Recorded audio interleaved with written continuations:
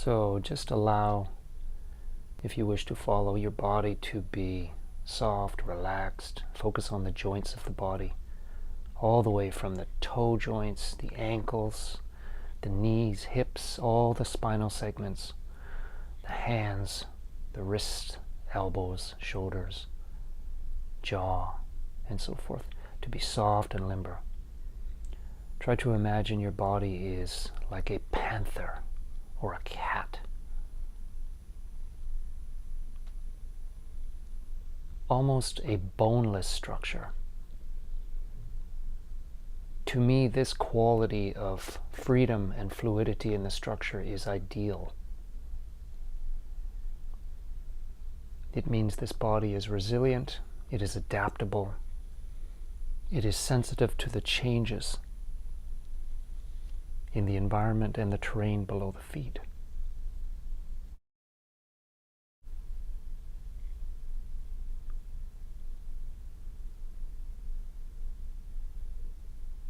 Now, if we hold that body rigid, as many of us do, in varying degrees,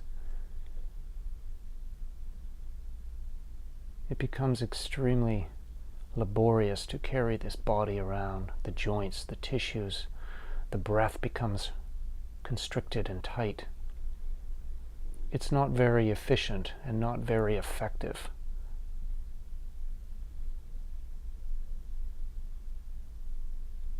So instead of creating an energy deficit through tension, we want to create a reciprocating feedback loop of energy as we move. And that comes through connecting to the ground, connecting up through the spine and crown to the sky. And we are the person between ground and sky. There's a flotation quality in the body. Now, you will see bodies that go into varying postures of tension. Notice how if you take any curve in the body, like the lower back, and distort it, it's going to have an effect on the other segments of the body. Or if you overarch into a lordotic curve, it's going to create secondary tension and adaptations in the body. Not one segment in the body can be out of alignment. As you see with that, simply that forward head posture, or that drawing back posture, the body will fall. It is not stacked. It is not in harmony with its alignment anymore. These are very real postures that many, many people have to struggle with every day. So again, notice what happens when we overarch the tail or the caudal end. The lumbar curve is too much. The knees lock up.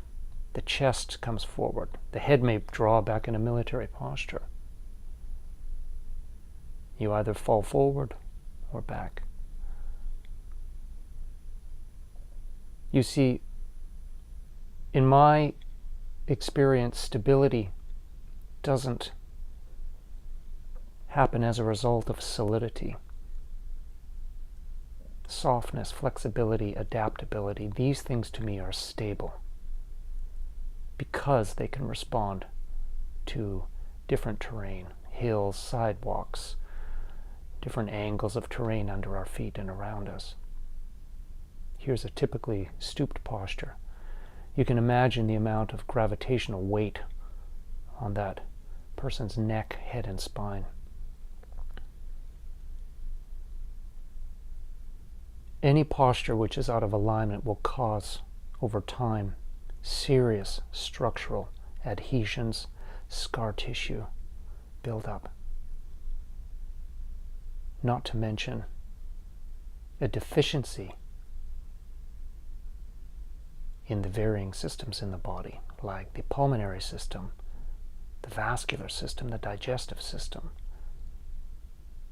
the circulatory system, and so on. The body longs for space and length. It is succinct and simple as this. Now, see from the front, if the body's horizontals are not balanced, watch again. If the body is tilted, say the right shoulder drops, look what happens to the left head area. And then look what may happen to the waist and knee area to compensate for that scoliotic curve. There's always a compensation. Try this yourself and see what this feels like. It's awkward, and over time it's painful. And it may become painful for such a long period that eventually it becomes numb. It becomes the new norm.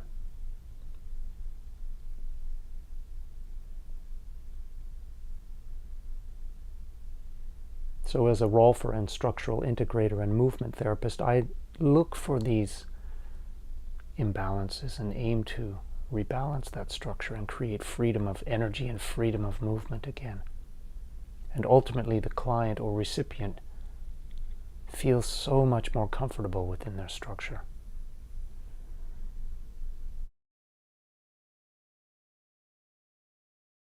And notice what happens when the legs are out of alignment, turned out or turned in, either one or both. There's a change in the upper structure as well.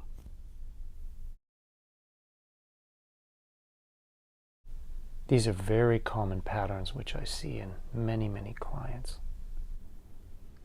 Rotations, compressions, tilting, all lead to pain and dysfunction in the body. So restoring length, space, and freedom in the joints and body, a more harmonious relationship in the gravitational field, is what we're aiming for. And as structural integrators or Rolfers, we aim to first balance the verticals and horizontals. You will see from this now, as that structure lengthens, that ultimately the rotations then will have a better chance to correct themselves. So look what happens when we lock at the knees. Can you see how the head is held back? The chest is a little bit too high. Yeah, we just want to free that up. Let the knees be soft, as if you're limbering up for a race. And as you soften the knees, here's the locking pattern again in that leg. There we go. Release it. The body starts to soften. Everything has a domino effect.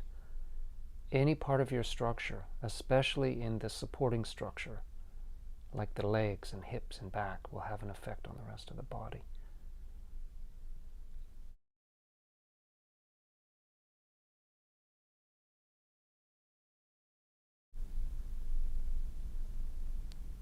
Be the cat.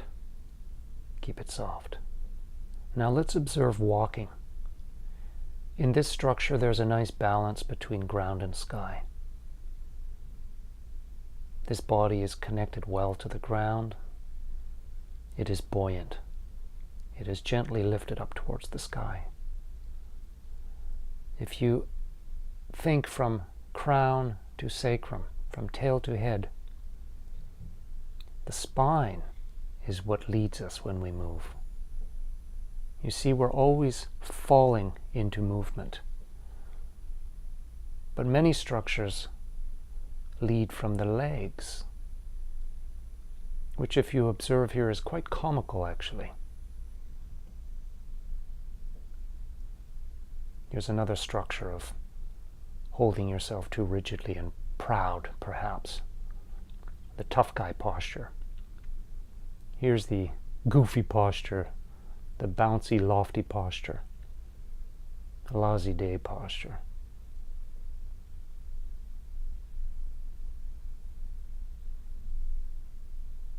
Quite cartoonish when we really look at it. Here's another rather militaristically held posture.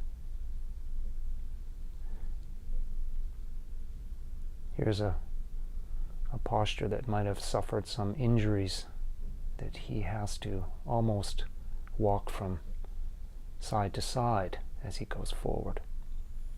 This is a very urgent posture.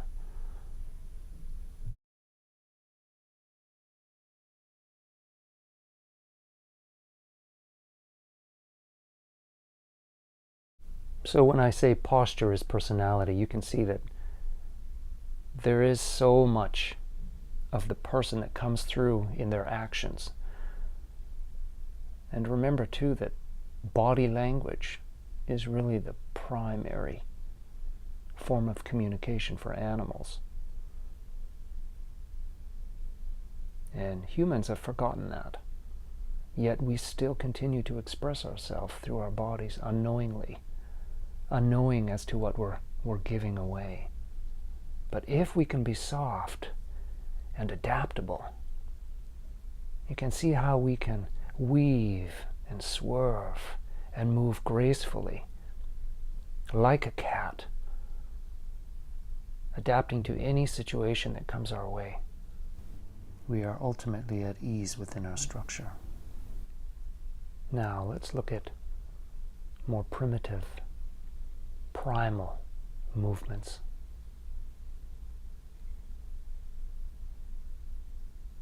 These to me are fantastic ways of connecting the body's coordination and musculature and creating more range of motion and strength, flexibility, power, dexterity. You know, just because we get older doesn't mean that we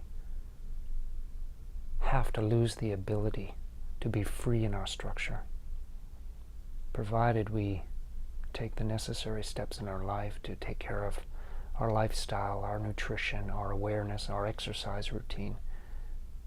We can be this free into our 50s, 60s, 70s, and up.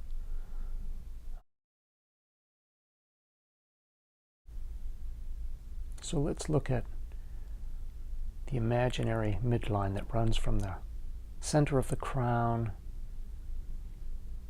along the front of the spine down to the coccyx or tailbone and into the ground. And we have a sense of lift to the sky and connection to the floor, buoyant between those two poles. And we move from that neutral central midline. And understand that balance is power. Strength comes as a result of balance. Now, looking at sitting postures, to which many of us have to endure most days, is also very hard on the body over time, especially if we don't have an exercise routine to combat this unnatural posture. This is a comical view, and I'm sure all of us gravitate towards these positions after sitting for even a few minutes. But what I really think the body is trying to do is not to stay up in that chair. It wants to get down on the ground. It wants to lay down and relax.